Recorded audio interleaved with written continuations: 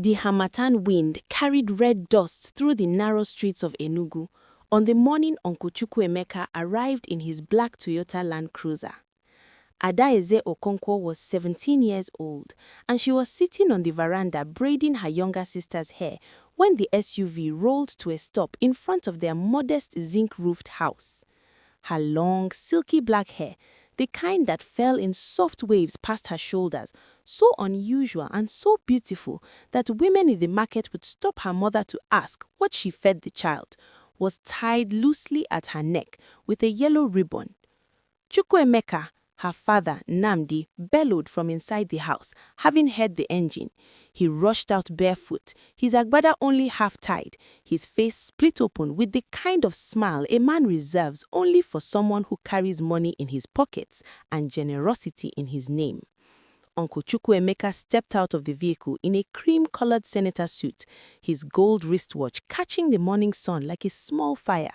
He was a broad man, broad shoulders, broad smile, broad promises. He had built his construction empire in Lagos over 20 years, and whenever he returned to the East, he returned like a king visiting a province he owned. "Brother," he embraced Nnamdi, and the two men laughed the way men laugh when one of them is about to ask the other for something or give it. Adaeze watched from the veranda, stroking her hair absently, a habit she had when she was thinking. Inside, over palm wine and fried fish, the conversation eventually turned to her. It always did. She was the brightest child in the Okonkwo family. Her WAEC results had been extraordinary, 5 A's and 2 B's, but her father's Okada repair shop had not been extraordinary, and university was an expensive dream that sat on a high shelf in a room no one could afford to enter. "Send Adaeze to Lagos with me," Uncle Chukwuemeka said, the words falling out of his mouth as casually as he dropped a cube of sugar into his tea. "I will take care of everything, school fees, feeding, clothing. She is a brilliant girl. It would be a waste, a criminal waste, to leave her here doing nothing." Adaeze's mother, Chioma, clasped her hands together. "Chineke, you mean it, Chukwuemeka. Do I ever speak empty words?" He did not, as far as anyone in the village knew. He had paid for his nephew Emeka's computer training in Aba. He had sponsored the funeral of his late aunt in Nsukka. Chukwuemeka was a man of his word, wrapped in the fine fabric of a man of means. Adaeze was called inside. She stood before her uncle with her hair loose around her shoulders.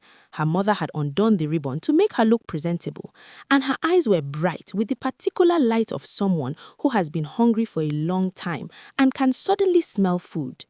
"Your uncle wants to take you to Lagos," her father said. "He will sponsor your education. University, my daughter, university." She looked at her uncle. "You will truly do this, uncle?" Chukwuemeka reached across the table and patted her hand. "Adaeze, on the grave of our father, I will make sure you become somebody. You have my word." She packed her things that same afternoon. 2 dresses, her textbooks, her WAEC certificate tucked carefully in a plastic sleeve, and the yellow ribbon. Her mother wept at the gate and pressed her close, whispering prayers into her silky hair. "Make us proud," her father said, his voice thick. As the Land Cruiser pulled away from Enugu and the red dust settled behind them, Adaeze pressed her forehead to the window and watched her childhood grow small and disappear. She was not afraid. She was luminous with hope. She did not yet know that hope, when placed in the wrong hands, can be the sharpest kind of wound. The house in Lekki was magnificent. It rose behind a tall, cream-colored fence with a black iron gate that opened electronically. Adaeze had never seen a gate open by itself, and she pressed her lips together to hide the wonder on her face. There was a garden in front with real grass, the kind that was watered every morning by a pipe on a timer. There were 4 cars in the compound. The house itself had 3 floors, arched windows, and a satellite dish on the roof. "Welcome to your new home," Uncle Chukwuemeka said. Auntie Ngozi appeared at the front door in a silk housecoat, her hair freshly relaxed, rings on 4 fingers. She looked at Adaeze the way a woman looks at a new piece of furniture. assessing, measuring, deciding where it would be most useful. "So, this is the girl," she said. "Adaeze," the girl said, and extended her hand politely. Auntie Ngozi shook it with 2 fingers. "You are welcome. Come, let me show you your room." The room was small, a converted storage space of the kitchen with a narrow mattress on the floor and a single louvered window that looked into the side fence. Adaeze set down her bag and told herself it was temporary, a stepping stone. She would be in a university lecture hall by January. January came, but instead of a lecture hall, she found herself in an apron. It began gently, as these things always do. "Adaeze, the cook did not come today. Can you manage the stove? Just this once." Then, "The children need to be taken to school. The driver has malaria." Then, "The house girl quit. We are still looking. Just help out small." The requests stacked themselves one upon another with the patience of a mason building a wall, and before 3 months had passed, Adaeze was the cook, the cleaner, the nanny, the laundry woman, and the school-run driver's assistant, all without salary, all without enrollment, all without explanation. Every evening, she washed the 3 children, Obina, Somto, and baby Chisom, fed them, told them stories, and tucked them in. Then she scrubbed the kitchen until the tiles shone white. Then she ironed the school uniforms. Then she sat on her narrow mattress and opened her textbooks, reading by the light of her phone, her long, silky hair loose around her face because she had not had time to tie it all day. She was not unhappy with the children. Obina, who was 9, called her Auntie Ada and brought her biscuits he saved from his lunchbox. Little Chisom would only sleep if Adaeze sang to her. These small warmths were real, and she held them. But the ache in her chest was also real. Every Saturday morning, she would find Uncle Chukwuemeka at the breakfast table, reading his newspaper, and she would stand before him. Not as a supplicant, she refused to beg. She stood with her spine straight and asked the same question. "Uncle, the university, when do we begin?" And every Saturday, without looking up from his newspaper, he would give her the same answer. "Adaeze, I am waiting for the right time. These things must be done properly. Do not rush me." She learned to read the silence inside those words. There was no right time. There had never been a right time. The right time was a door painted on a wall. Auntie Ngozi was more direct in her cruelty, though she dressed it in the language of practicality. "University care, with what money? You think education falls from the sky? Be grateful you are under a good roof. Many girls in your position would not be so lucky." Lucky. Adaeze turned the word over in her mind at night like a stone she was trying to find a useful. But she was not the girl who laid down under hard things. She began to observe. The house had Wi-Fi, fast, reliable Lagos internet, the kind she had never had in Enugu. After the children slept and the kitchen was clean and the house was quiet, she sat with her phone and she learned. She found free courses online, accounting, Microsoft Office, business communication. She found YouTube channels taught by Nigerian professionals who explained things in a way that made the knowledge stick. She found a woman named Chidinma on Instagram who had started a catering business from her kitchen and now supplied 5 corporate offices in Victoria Island. She took notes in the back of her old WAEC notebooks, filling the blank pages with things no one had taught her in school: how markets work, how small businesses are registered, how to write a professional email, what compound interest means. She learned in secret, in the dark, while Lagos slept. Her hair grew longer that year. She had no money for a salon, and so she cared for it herself. Shea butter from the market woman who sold on credit, water, patience. It fell now to the middle of her back, rich and dark, and Auntie Ngozi's friends, when they visited for owambe and saw Adaeze serving food, would whisper, "Who is that girl with that hair?" And Auntie Ngozi would say, "Our house girl," in a tone that was meant to end the conversation. Adaeze heard everything. She filed it away. She was not a house girl. She was a woman in a waiting room, and she was using the waiting. It was Obina who first saw the cracks. "Auntie Ada," he said one afternoon, watching her fold his father's shirt with the precision of someone who had folded 10,000 shirts and was thinking about something entirely different. "Auntie Ada, why don't you go to school?"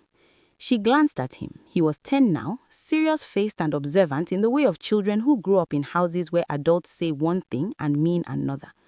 "I am learning," she said simply. "But not in a school. There are many kinds of school, Obina."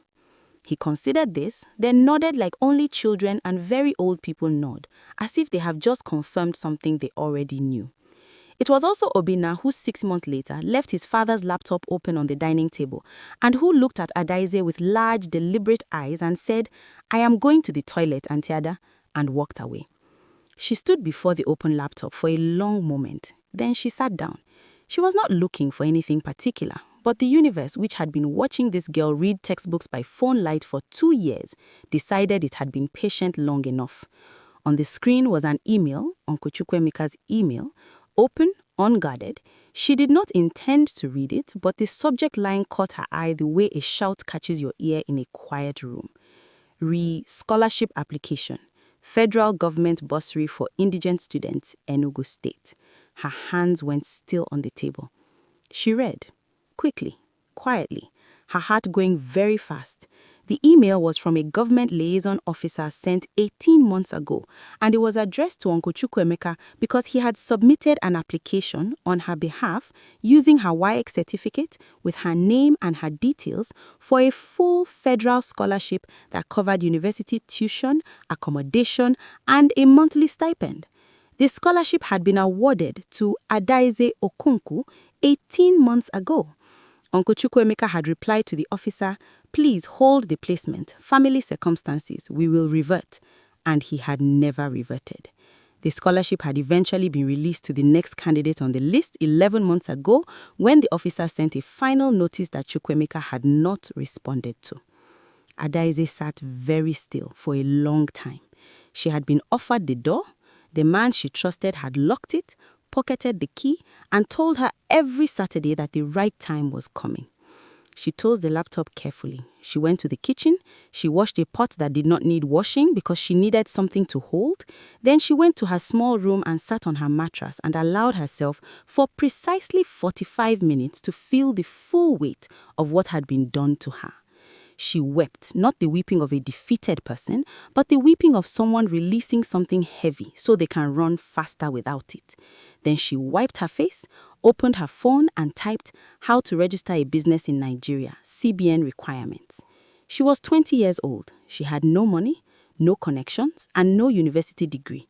But she had 2 years of self-taught accounting and business knowledge. She had watched this household's finances closer than anyone knew. She could cook for 20 people without breaking a sweat. She knew how to manage chaos with grace. And she had, sitting in a folder on her phone, 47 potential clients, friends of Auntie Ngozi who had asked her at owambe parties who catered the food and whose numbers Adaeze had quietly, carefully collected. She also had one more thing, a plan. She did not confront her uncle, not yet. That conversation required a foundation under her feet, and she was building it brick by brick. Instead, she doubled down on her invisible life. By day, she was the perfect house girl, efficient, quiet, invisible. By night, she was something else entirely. She reached out to a woman named Blessing from her online accounting course who had graduated and was working in a microfinance bank in Ikeja. Blessing, who understood exactly what it meant to be a Nigerian woman trying to build something from nothing, stayed on the phone with Adaeze for hours, teaching her what the courses could not. She reached out to Chidinma on Instagram through a comment that became a DM, that became a mentorship. She saved the 500 naira here, the 200 naira there, money that came from Auntie Ngozi's friends who pressed notes in her hand at parties and said, "Well done, my dear," in a small envelope taped under her mattress. By the time she had 47,000 naira saved, she knew exactly what she was going to do with it. She was ready. She requested, "Well, as always, before the story comes to an end, do tell us where you are watching from. I love to see how far these stories go. Enjoy." She was ready. She requested a Saturday morning meeting with her uncle, formal. She knocked on the study door instead of approaching the breakfast table, and she stood before him in her best dress, the blue one from Enugu, still good, still proud, with her hair freshly done in large loose waves around her shoulders. "Uncle," she said, "I know about the scholarship." Chukwuemeka's face moved through 4 expressions in under 2 seconds: surprise, calculation, something close to shame. Then the face he had worn for 20 years when he wanted to talk his way through something. But Adaeze was no longer 17, standing in this room with stars in her eyes. She was 20 years old and she had read every book, taken every course, swallowed every hard thing this house had given her, and turned it into bone. "I am not here to fight you," she said quietly. "I am leaving, and I am asking you, uncle, as the daughter of your brother, do not make this harder than it already is. I will not speak of what I know to my father. I will not make trouble. I am asking only that you release me." Chukwuemeka looked at his hands for a long time. "You can go," he said finally. The words were small and old and tired. "Thank you," she said, and she meant it, not for his permission, which she did not actually require, but for the lesson.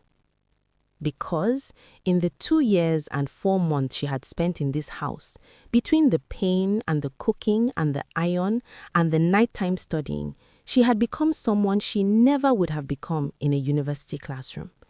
She had become a woman who knew how to survive herself. She hugged Obinna, Somto, and little Chisom for a very long time. Obinna pressed his saved biscuits into her hand without a word. She kissed baby Chisom's forehead and promised she would come back to visit as a guest.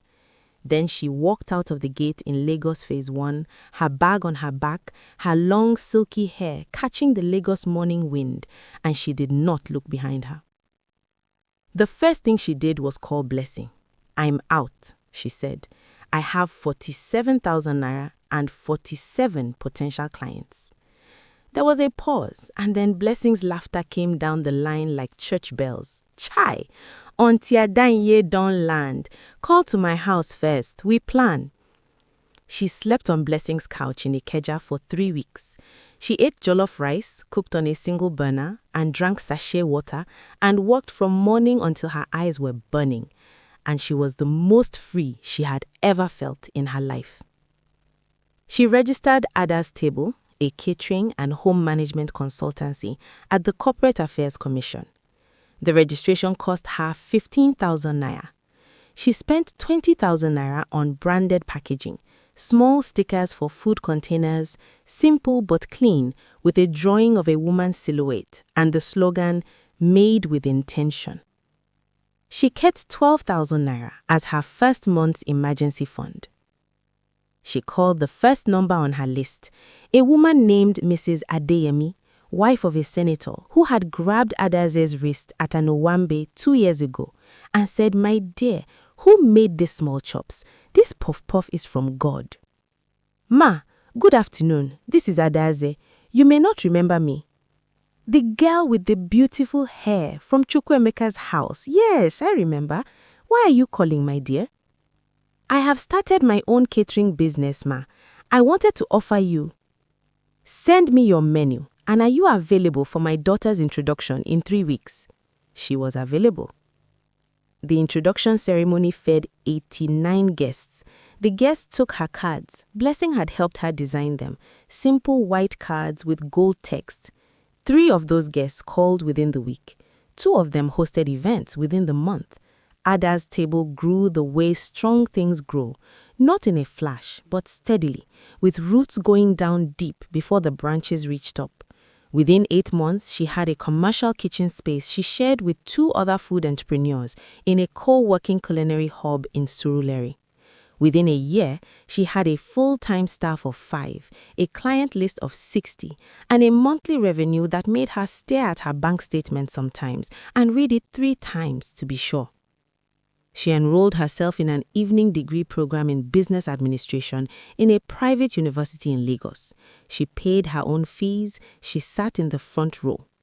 She also, quietly, found a foundation that offered scholarships to young women from low-income families across the Southeast. She donated to it every month. Not a large amount, not yet, but every month without fail.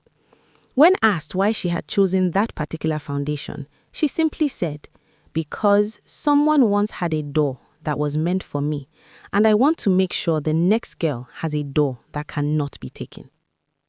On the day she collected her business registration certificate from the CAC office, framed, the way her mother always said school certificates should be framed, she drove herself to Enugu. Her mother came out of the house before she even turned off the engine, the way mothers always know when something important has arrived. "Adaeze," her voice was trembling. "Mama." She got out of the car, her own car, a second-hand but excellent Toyota Camry, pride of every naira saved, and walked into her mother's arms and stood there for a long time, her long silky hair spread across her mother's shoulder. Her father came outside slowly.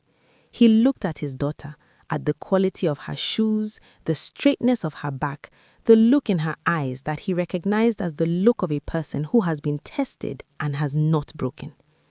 "My daughter, Nuamo," he said. That evening, sitting in the family compound under the mango tree with her parents and her younger sister and the neighbors who had come to see the girl who went to Lagos and came back as herself, Adaeze braided her sister's hair the way she used to on the veranda. Her long silky hair was down, loose, the harmattan wind moving through it. "What was it like, Neke?" her sister Neke asked. "Lagos." Adaeze was quiet for a moment, her fingers working gently through Neke's braids. "It was a school," she said finally. "The most expensive school I ever attended. But I graduated." She did not say anything more about it that night. There was more to say. There would be time, later, for the full truth, for the scholarship, for the compound, for the Saturdays and the iron and the phone light and the textbooks. There was time for all of it. But tonight, the mango tree was full of bats doing their evening work, and the compound smelled like the fried akara her mother had made in her honor, and her little sister's hair was almost done, and somewhere in Lagos, her team was prepping food for a corporate event, and somewhere in Enugu, a girl who had just received a scholarship from a foundation called Ada's Table Initiative was reading the award letter for the 4th time. Adaeze tied off Neke's last braid with a yellow ribbon, the same color as the one she had worn the morning a Land Cruiser came and changed everything. She looked up at the sky, which was doing what the Nigerian evening sky does, burning orange and pink and purple all at once, shameless and magnificent. "Neke," she said softly, "whatever door someone opens for you, make sure you also know how to build your own." Her sister turned to look at her. "Did someone teach you that?" Adaeze smiled. It was a full smile, unhurried, earned. "Life did," she said, "and life is an excellent teacher."